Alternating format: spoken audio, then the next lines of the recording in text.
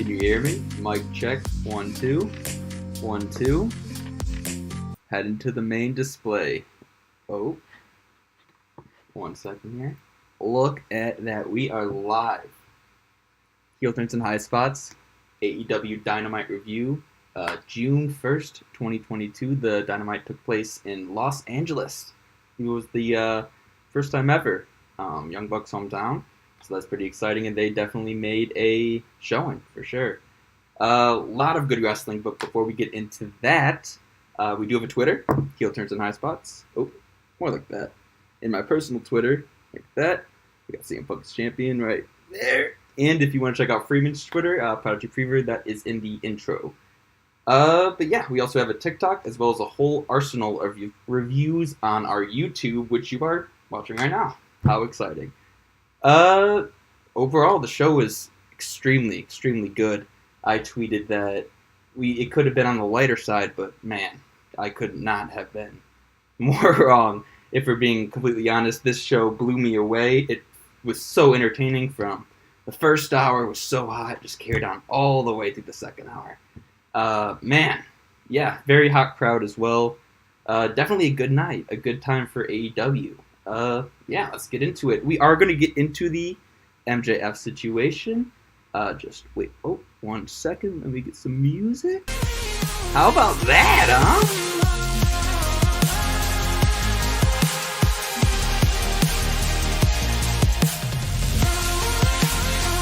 We are getting, professional out here. Let's get my house in order.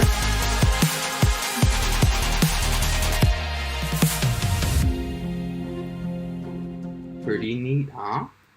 Yeah, so let's get into it. Like I said, we're going to get into the MJF stuff when it occurs in the show. First match, we got CM Punk, Dax and Cash versus Max Caster, Billy, and Colton Gunn. Austin, not Billy. CM Punk came out first, as he normally does, to start off Dynamite, and Dax and Cash shortly after. Max Caster does his little rap thing. He calls out how FTR is riding CM Punk's coattails, and that Bret Hart sucks. So, they're definitely working there. And everybody and their mom knows that Bret Hart definitely does not suck. But yeah, in the beginning of this match, it's very clear that Dax and Cash have the grappling advantage. CM Punk gets tagged in, and he and Caster go to work. I was a little bit worried that they were going to job out this new faction, but I'm extremely glad they didn't. Both sides got a lot of offense in. The heels trap Dax in their corner, and they go to town on him. Billy Gunn hops on the apron for some reason, and the ref just blatantly ignores him. Which, you know what? I'm going to say it, I appreciate that. Because a lot of the times we see people on the interwebs complaining that the refs get too involved. And then they're totally not even watching the match. Aubrey Everett says, fuck all that shit. I'm just totally going to ignore the old steroided man on the apron. I hope that's not slander. Anyways. GTS into the Big Rig for the win. Like I said, they totally ignored Billy Gunn. Oh, actually, there was a botched powerbomb into Billy Gunn. That was really funny. But after the match went about 12 minutes or so. Punk grabs a mic and he says he's never done drugs before, but he imagines that this is somewhat what it feels like. Dax says that he has done drugs, and it is what it feels like. So Dax also says he wants revenge on the Cats. I'm not sure what their name is. I'm sorry. Talk about professionalism. This is extremely unprofessional. But he says he wants revenge on them. And CM Punk challenges anybody in the back to a match at Forbidden Door, in Tanahashi, the ace of New Japan, comes out. Wow. This is just got banger set up. Easy money right there. This is 5-star match. Very contrasting styles, I do have to say so. Tanahashi, very shoot style. We see some elements of shootiness coming from CM Punk with that hiding in the corner, but he's got some leg kicks as well. But it's definitely going to be a very interesting match for sure. Looks like just making sure I'm good on the settings side. Yep, still sounding good. Perfect. Alright, so let's move on. So yeah, Tanahashi comes out. Very exciting stuff. It's looking like that's going to be the match, and like I said, contrasting styles, but veterans, absolute veterans. Very exciting stuff. Forbidden Door. We don't have many matches, but we got a few kind of stacking up here and there. Actually, Dave Meltzer, the best in the business, is actually suggesting, or actually says that he saw on a list of matches that it's going to be Okada and Hangman. And definitely down for that. Definitely down for that. But after this, while we're all here today in celebration of pro wrestling, we have the MJF pipe bomb. Wow, this was a freaking lot. Rather than kind of describing to you what he said, I'm just pretty much going to take some quotes out. I slimmed it down as best as I could. This still is going to take a little bit of time, but hey, it's wrestling history. You know, we can't just fly past this. We have to break this down. He starts off by saying, "I am a lot of pain right now after what happened on Sunday, but all you people want to do is hear me talk, right? That's what you want, right? You want to hear me talk? I'll talk." And he throws off of his scarf and he says, "But this is Max Friedman talking." He says, "When this company first started, it was all friends wrestling. Everybody had a ticket except for me.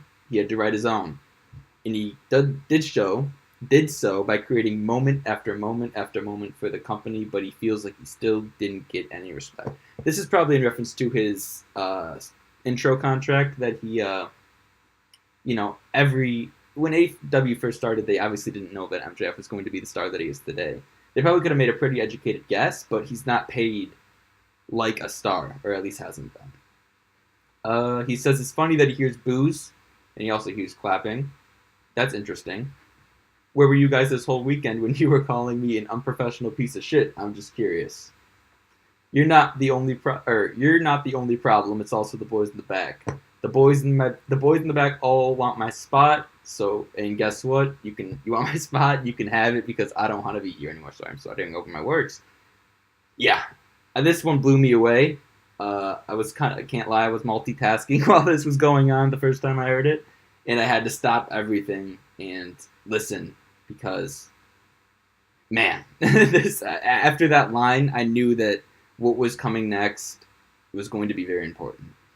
He says, "Now let's talk about you fans, huh? You people call your faves. You're not fans. You're uneducated marks." He's definitely shouting out heel turns and high spots here. "You sit there on your phones tweeting out your opinions like they're worth a damn. And let me explain something to you people. You don't know shit." Well, thanks, MJF. I'm trying my best. Hey. "Your opinions suck. Your opinions change at the drop of a dime, and then you pretend that your new opinions match your old opinions." You know, Max, I was actually complaining about this like a week and a half ago. So me and you were on the same page here. I try really hard to never jump the gun when I'm reporting something. And when I do, I definitely, when I'm proven wrong, I definitely take steps back. I mean, it hasn't happened yet, but I'm sure it's going to happen. And when it does happen, I will take the steps back. But I will never pretend that my old opinions are my current ones because that's just, that's not professional. That's not professional at all. He says he's a generational talent, and you people consistently take me for granted. But it's not just you; it's the big man in the back as well. Here's something you guys can't take for granted. Here's something he doesn't want you to know. Do you guys know who the second biggest minute-for-minute draw is in this entire company? And 1 second. He says it's me. It's me, and you don't believe me? Ask Statboy Tony in the back and see what he's got to say. But whatever you do, don't ask him to reach in his pockets and pay the man who has been busting his ass for him since day one. Man, very shooty. Very shooty. And he also says he makes sure that he hoards all the money so that he can give it to all the new ex-WWE guys he keeps bringing in that can't lace his gosh darn boots. It's very true. It's very, very true. It's actually extremely true. Boss, would you treat me better if I was an ex-WWE guy? Would you, Tony? See, maybe you don't get it, man. Here's the problem with you, boss. You got a position of power in a wrestling company when the only position you should be assuming is behind the guardrail with all of them. I don't want to wait until 2024. Everybody and their mom knows this when his contract is up. But you won't listen to me, so allow me to make it a little easier for you. Tony, I want you to fire me. Don't count me down. Oh, this was in reference to the timekeeper guy. You piece of shit, you shut your mouth. Still the timekeeper guy. He said, Tony, look at me, Tony. And the camera panned to him. I want you to fire me, you fucking mark. Fire me, fire me, fire me. His microphone cut off, and they cut right to commercial. I could tell, like I was telling you guys, right after he said the line, you can have it, you guys want, nice. Match of the night, Daniel Garcia versus Jon Moxley promo. Obviously, if you cut the greatest promo over the decade, mark my words, I just report it. All right, yeah, I mean, shit. We're very early into the decade, but this promo, where he was talking about his childhood and how Punk leaving the company really affected him, those two promos, both of them, because I think people are forgetting about that promo with Punk. Yeah, both incredible promos, but definitely this one's a little bit better than the other one. Not better than the original CM Punk pipe bomb, but, you know, Freeman knows this. me and Freeman were talking about that. Overall, I believe that this is definitely working. There's no reports. There's no decent reports. And I don't count ringside news. I don't. I don't think that he was signed until early this week, but I do believe that he is signed currently for an extension through 2024. And I would not be surprised if he had some bonus opportunities as well. It seems like Max is very worried that he's not getting the money. He's worried that he's not getting paid the amount of, in correlation to the ratings that he's bringing. Adding bonuses into a contract is a great way to incentivize Max to keep bringing it every single week and never start to slack off because he feels like he's not making enough money, because those bonuses are still going to be coming, you know? So that'll be very, very good. I believe, I don't know if there's going to be bonuses, but if I was Tony Khan, I would definitely add some bonuses. But yes, I do believe this contract is signed and done, and this is working. If it's not working, which, you know, honestly, if we're talking honestly here, I hope it's not a work, because if it's not a work, that's insanely, ridiculously awesome. If he just went out there and just torched the entire fucking company from his heart, like CM Punk did back in the day, then that would be, in my opinion, best case scenario, just from a pure TV standpoint. But yeah, overall, lot of news coming in about this story, a lot of conflicting reports coming out about the story.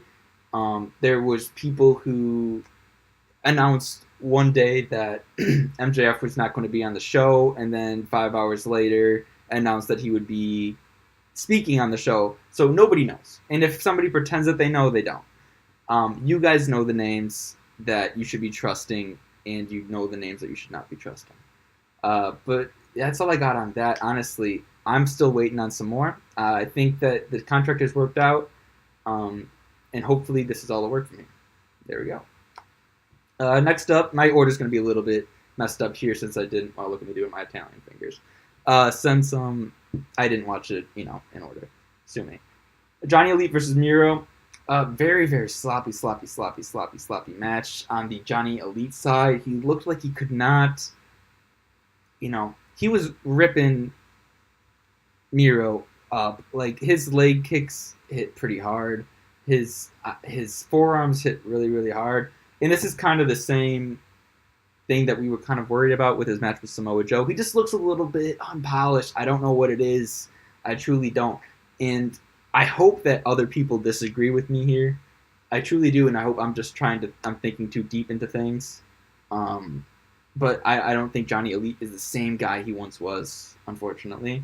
And it was Miro was getting visibly frustrated. They could not set a pace with the match. Very excited Miro's back. He looks like a beast. Obviously, it's Miro. However, now that we're on the topic of Miro, let me just talk about this really quick.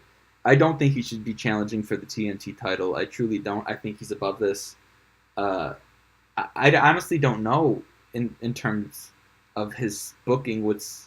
Nothing's really jumping at me for Miro, truthfully. But, it's Miro. He's an incredible professional wrestler, much like Pac. where it's kind of hard to tell a story with him. He's a great promo, don't get me wrong, but he's very. I don't really know what the word to use here, so I'll try to describe it instead. A lot of his character is based on things, not very much on the outside, right? It's a lot of deep thinking within his mind that isn't very physical, right? So he's always contemplating like God and stuff like that, and that's such a cool gimmick, by the way. But it's kind of hard to tell a story with another wrestler with that gimmick. But again, it's Miro. Without the story being, look at this badass, he's gonna beat this guy, right? That can't be. It's kind of what's going on with Jade right now. Like it's kind of hard to tell a story with Jade that's not just she's probably gonna beat this other person, because it's not. I don't know. I don't really know where I'm going with that. But overall, sloppy match. 5 out of 10. Not very good.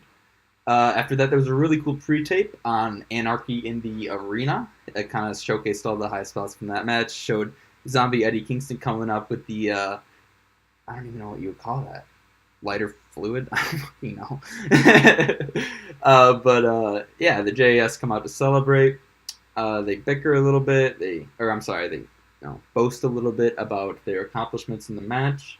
1 second, let me do another audio check. I'm just really worried. This is my first stream alone. Yep, we're still good. Lost my place. But yeah, we knew this was coming. It's been definitely, if I'm not mistaken, over a year since the last Blood and Guts match. And nobody better to announce that than William Regal himself. Obviously, Blood and Guts is just a blatant ripoff. I don't know if I want to call it ripoff. It's the same match as War Games, except for, I don't know if they come in single file or not. I'm not sure. Somebody will have to tell me about that. But yeah, it's going to be a Blood and Guts match, and it's going to be in Detroit. So me and Freeman are going to be there, which is going to be sick. It'll be both of our first AEW events.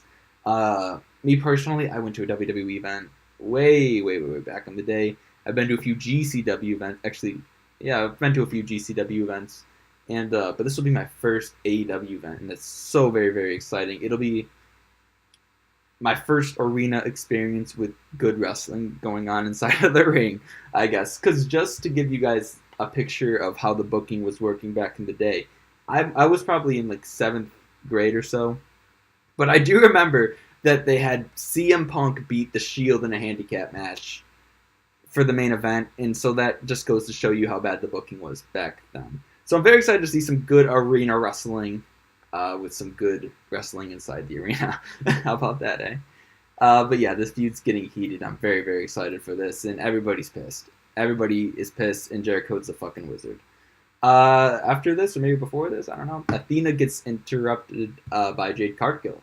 And Stokely Hathaway, grabs the mic and does his thing. He hypes up Jade Cargill. He tells Athena basically that she's short and can't do anything. And it's looking like that's going to be the next match. And Freeman's really hype on Athena. And so I'm not very experienced. I don't know much of her matches. I saw her match with Swerve Strickland. But other than that, man, I don't know. It was good. It was really good. I just don't know how good she is. Right? So, I don't know. I just feel like Jade's not the best match for Athena, because obviously Jade goes over, but I'm kind of sick of women coming in, losing a big match, and then them just kind of disappearing off TV for a while. It's looking more like a feud, though, so that's kind of on the bright side. We had Anna Jay and Chris Statlander coming out to support Athena, and I guess we'll probably get that 3-on-3 tag match, and we'll probably get that TBS title match with Athena and Jade Cargill, which is going to be good. I don't have very much faith in the 3-on-3 tag match, but I do believe that the Athena versus Jade Cargill match would and should be very good. After that, we had the Jurassic Express and Christian Cage and Darby Allin and Matt Hardy with Jeff Hardy. Jeff's a little bit bumped up. It was actually reported in the locker room before his match at Double or Nothing that he was really, really beat up from his match with Darby Allin, which obviously makes a lot of sense. He took some bad bumps that match. But he was out here. He didn't have any, at least visible, braces or anything like that. So it's looking like he should be all right with some rest. But they're going up against the Young Bucks, Red Dragon, and Hiku Leo. I'm so sorry. I'm butchering that name. I just can't. I don't know why my mouth doesn't form that way. I can't do it, man. So I'm just gonna call Hiku. I'm gonna call him Hiku. All right, and this isn't out of disrespect. This is out of me being a dumbass.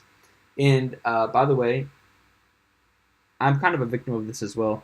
However, whenever an Asian Pacific wrestler comes to AEW, we should probably take a second, especially now that Forbidden Door is coming up, and do our research on him before we take to Twitter and tweet out who the fuck is this guy. Because, us AEW fans, we like to be pretentious, and we like to be like, oh yeah, I watch New Japan, I would say, if I had to guess, 10% of AEW fans watch New Japan, and I'm not in the group that likes to pretend that I watch it. I watch the big stuff, but I'm not watching, the week to week. I don't even know if they have a week to week show. That's how much I don't watch New Japan. And so, all these AEW fans who are supposed to be knowledgeable, and I watch this, that, and the third, and then it's the same people wondering who the wrestlers are that come and make an appearance on AEW television. It's kind of backwards to me.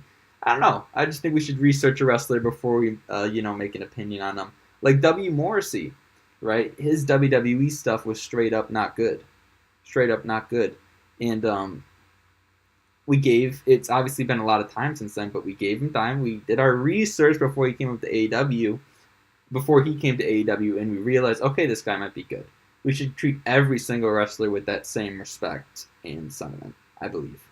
But yeah, in terms of the match was full of high spots. If you want to have a mixed tag match that really does something special here, you gotta get the Young Bucks. These guys are masters of multi-man tag matches, 4-man tag match, 5-man tag matches, anything, dog. These guys are the absolute masters of it. They really, really, really know how to put together a good match with a lot of people, and to make sure everybody has a role. Nobody's just laying on the apron the entire time. Excuse me. But yeah, this match was full of spears off the apron, super kicks, near falls, flipping centers, moonsaults, everything. This match had it all, double super kicks. But overall, the finish was Red Dragon hitting a total elimination and the Bucks planting Jungle Boy with the Meltzer Diver. Jungle Boy takes the pin, 1, 2, 3. And I'm going to get to some other things after this, but I just want to point this out really quick. As the match was finishing up and they were about to pan off to the next segment or commercial, Jungle Boy and Christian were actually kind of like bickering, it kind of seemed, on the ramp. It took Christian to kind of calm down Jungle Boy and explain the situation. Or I could have been reading lips wrong. But that split is definitely happening pretty soon. I would expect it before All Out, and maybe we get a Jungle Boy versus Christian Cage All Out match. I would love to see that. That would be incredible and a great way to get Jungle Boy an impressive win, because if you remember, Christian Cage beat Kenny Omega for the Impact World title. Let that sink in. Last year. Christian's a big name to beat, even though he doesn't lace up his boots that often anymore. This guy is still a good name to beat, especially on a pay-per-view. But yeah, in terms of the Young Bucks, they actually have a match on Rampage. Is it this Rampage, or it might have been next Rampage? I'm so sorry. Some Rampage against the Lucha Bros. Lucha Bros obviously had that amazing cage match against the Young Bucks at All Out last year, the same pay-per-view that was Punk versus Darby Allin. That's what the pay-per-view is remembered for, right?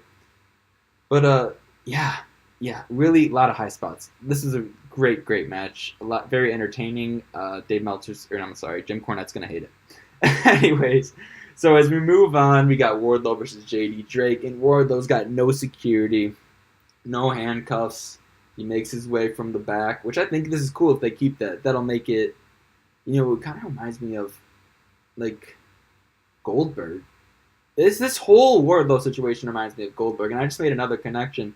WCW used to film Goldberg from the locker room coming down to the ramp while his music was playing, and that's very reminiscent of what they're doing with Wardlow right now. But anyways, he gets to the top of the stage, and then they start to play his "This Is War" music, which got a huge pop. This match wasn't really nothing to write home about. One quick powerbomb, and that was that. Poor JD Drake. He's such a nerd, bro. Tony Schiavone starts to make his way to the ring with a microphone, obviously about to do an interview, and Smart Mark interrupts him. Smart Mark says that he's filing out with some AEW security. He says he's filing a class action lawsuit against Wardlow for the damages that he has done to security. And Wardlow's response to that is powerbombing a staff member and tearing up the paper. Let me check my audio again. We are perfect. So this was a cool little angle, and it's looking like Wardlow can't catch a break here. Just getting off of his contract with MJF, and now he's straight into some other bullshit. But this is okay, because Wardlow's he's going 100% going to be pushed to the freaking moon whenever he's done doing whatever this is. Because he almost beat Punk. If it wasn't for MJF, he would have beat CM Punk. In kayfabe, obviously. I'm not marking out. But he would have beat CM Punk in kayfabe if it wasn't for MJF. And he just squashed MJF with little to no resistance at all. So they're pushing. That's 2 huge stars. That's 2 of their wink highest paid stars in the company, and Wardlow, who I assume I can't do anything but assume that he's still on the shoot contract that he was signed whenever he showed up on AEW television. Obviously, MJF didn't actually hire him. That was all kayfabe. But I believe that he's still on that contract. So he's taken out. I gotta stop cutting up more. This MJF shit's got me fucked up, bro. Why am I talking about contracts so much? This isn't NHL. But anyways, Wardlow's is taking out some big names, so they're pushing him to the moon. And I'm excited to see where this all goes. Definitely. So I think he is going to be dealing with some of these more, weird kind of niche storylines. Because the second he's done with them, there's nothing to do but have him go over everybody. There's no turning back now. There's absolutely no turning back now. So they're going to draw this out. Maybe, I don't know. Maybe they feel like they got too much stuff going on television right now to really get a decent Wardlow push going. Maybe Wardlow's the one to actually take the title off of MJF when that's all said and done. When MJF inevitably takes it off of Punk. Which, everybody thinks it's going to happen. But, alright, we're going to close the Wardlow segment here, but I am going to bring up another thing because it kind of transitioned perfectly into it. AEW, I feel, with the MJF situation, you and Freeman are talking about this, definitely are paying off some journalists to not report their sources, what their sources are telling them. And I think that's because they're pretty sick of the IWC kind of catching on to where they're going with storylines before they actually happen. And I'm going to be honest with you, I'm kind of sick of that as well. Like, I'm sick of, this Punk match, it felt pretty 50-50. It really did, at least in my opinion. But the general population was pretty much wanted Hangman to win, kind of. I don't know, maybe that was split too. But everybody kind of knew that Punk was winning. If he wasn't going to win, he was going to win in Chicago. There was no way that Hangman was going to beat Punk twice. Punk's their top draw. I don't know. We move on. So Scorpio Sky and Dante Martin are backstage, and Dan Lambert says that Dante Martin has potential, but he's not skillful enough to beat Scorpio Sky for the TNT title, and that's valid. That's actually valid. Dante Martin says he appreciates the settlement and the compliments, but he actually has a lot to offer, and he feels like he is going to beat Scorpio Sky, obviously, the babyface, is going to beat the heel. At least the babyface, is really going to try to beat the heel. Dante Martin is not ready for this title yet. He's ready for the title shot. Obviously, he's gotten an AEW World title shot under his belt. But I don't think he's ready for this title belt yet. Just a lot of things looking against him. They're really trying to establish the TNT title as a special title again. Back when, Darby and Miro were holding it. It was legitimately it wasn't on par with the AEW World Championship, but it was right below it. And everybody knew that. But as soon, oh my God, I feel like such a mark when I say this, but as soon as Sammy got that title, it kind of lost all value, at least for a lot of the fan base. But, they definitely need to make Scorpio Sky a legitimate champion who's going to hold the title for at least a little while. I would say maybe like a 90-day reign is what I would guess for Scorpio Sky, so maybe he loses it at All Out. So yeah, after that match, or not, after that segment, very short segment, just hyping up the match on Rampage, we had DMD and Jamie Hayter going up against Toni Storm and Ruby Soho. Why is this match happening again? Freeman, who I'm going to constantly reference, because you guys don't realize how much I talk about Freeman. I'm sorry, talk about wrestling to Freeman, so I'm constantly going to be referencing him. So we both are very confused why this match is happening, and kind of figure that they're going to be introducing the women's tag team titles, which I'm not a huge fan of. Obviously, the women's tag team titles are slightly above the 24/7 champ, actually probably below now in terms of value in WWE and in AEW, when you already have two women's champions who struggle to get their TV time. Thunder Rosa wasn't even on the show. Not a pre-tape or anything. I don't think a women's tag team championship is truly the smartest move in the entire world, at least not right now. Not at all. So I'm not really sure why this match is happening in the first place, but it was a fun match. Britt can really bring it, right? So just some high spots here. We had a Crossroads by Britt Baker to Ruby Soho from the apron to the outside, which was pretty cool. It was a huge German suplex by Toni Storm. And there was a great exchange on the outside apron. DDT by Jamie Hayter, crossbody to the outside by Ruby Soho, and then a sling blade by Britt Baker. Yeah, this is a good match. Why this is happening, my concern for why this match is happening again, and the fact that it was still a good match, they can be separate entities, of course. Because I don't understand the booking of a match doesn't automatically make the match bad. This match was great. This match was very, very good. But after that, Ruby Soho wins with her finisher, which I could not catch the name of, but it looked really, really cool. After that, Jamie Hayter attacks the faces from behind, the Owen belt. Really cool segment. Looks like they're still pushing this. Doesn't look like Jamie Hayter is turning on Dr. Britt Baker anytime soon, like a lot of people thought. And, like I said a minute ago, I'm okay with that. I'm very much okay with that. Not just Jamie Hayter not turning on Britt Baker, but I'm okay with the IWC being wrong from time to time. Because literally there's no reason to break up Jamie Hayter from Britt Baker other than the reason that the IWC thinks that it's going to happen. Right? Like, if somebody asked me why, if somebody who wants Jamie Hayter to break up with Britt Baker, if I asked them why they want that to happen, I guarantee you they couldn't give me an answer. I guarantee you. And that's just kind of the problem with the IWC as a whole. So next up we got Jon Moxley versus Daniel Garcia. Easily the match of the night. The trios match was great and all, trios, whatever it was. What do you got? 2, 3, 4, 5. So the 5-on-5 match. That's just a little bit too chaotic for me. This is my kind of wrestling right here.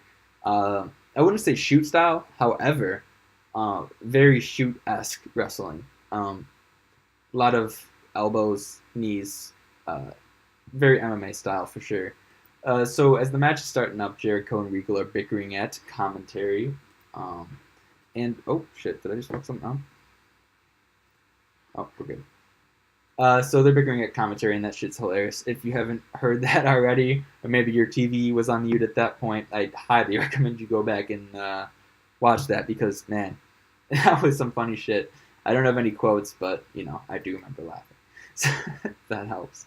So it was a hard-hitting first act as Jon Moxley gets hit with a headbutt that slips him open. Daniel Garcia with the advantage through picture-in-picture, and he hits an avalanche German suplex. Jon Moxley throws Daniel Garcia on top of the steps, part of the steel steps. A lot of times we see people turning steps over, and then they'll do the power slam or whatever. Nope, Jon Moxley says, you're doing it right on the steps, kid. That looked absolutely brutal.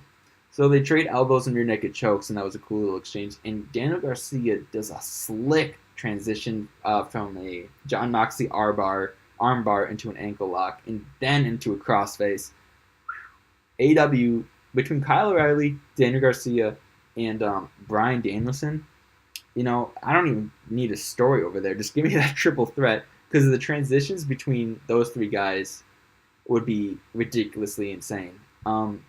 Actually, I believe, maybe not. There's no reason that Daniel and Bryan Danielson would have faced Kyle O'Reilly yet. I don't believe, although I am going to go check that, because if that match has happened, sign me up. Where was I? Yep, they trade elbows and rear naked chokes. Daniel Garcia hits a flurry of moves before hitting a pile driver for 2. Jon Moxley reverses a sharpshooter into a headlock, and then he hits a German into the timekeeper's table. Chris Jericho comes to the ring. Eddie Kingston runs after him, and then Jon Moxley hits a knee and a paradigm shift and a bulldog choke for the win. Great grappling. My commentary over the match and recitement of it will do it no justice. You just have to go and watch it yourself. That was a 9 out of 10 for me. Overall, man, this show just blew me away. Some great stuff, especially because my expectations, I don't know if you checked my Twitter, I was wrong take. It was definitely the wrong take. So I thought that it was going to be a little bit showing the lighter end than what we're used to, but man, this is contention for best show of the year, easily, if not definitely best first hour of any Dynamite this year. Right off the rip, we got my favorite match of the night was, like I said, Jon Moxley, Daniel Garcia, and the best promo. Come on, MJF. Nobody's gonna be better than that. Yeah. So this was heel turns and high spots. Just Charlie here, no Freeman. First time doing it. I had a lot of fun. I don't know. I feel kind of like loosey-goosey. I was very nervous in the beginning, but, it's a kind of just working through it. I was kind of finding my flow a little bit. But, yeah, guys, I got my Twitter right over there. Oh, right there. And then we got a Heel Turns and High Spots Twitter right there. Yeah, follow both of them. Follow or subscribe to our YouTube. Leave a comment if you like this video. If you like this video, share it. Right? So, we're trying to make the IWC a better place. Truthfully, that's kind of been my goal ever since I started this thing. Just making the IWC a better place, because right now as the wrestling's the best it's ever been, I believe the IWC community is the worst it probably has ever been. Especially when you look at things like what happened to Kid Bandit. Kid Bandit, if you guys don't know, is a wrestler who in the indies was extremely hot, hot, not like hot. And she and they, I'll say they, because I'm actually not quite sure on the gender. I'll say they. So they got a lot of bookings very fast and blew up in popularity. But the hate that they were getting moved them to, retire from professional wrestling altogether. So I believe while society is more inclusive than ever, I believe that IWC is kind of stuck in their old ways, and I'm just trying to make this a better place. So yeah, if you guys enjoy that philosophy, enjoyed this video, like I said, subscribe for more, and I will be back on Sunday. Yes, there is a GCW show, so I will be going over the big matches for that. No Impact this week, still trying to find my flow by myself, and I'm going to be going over Rampage, and then probably an update on the MJF situation. Thank you guys so much for watching. This has been Heel Turns and High Spots, and have a great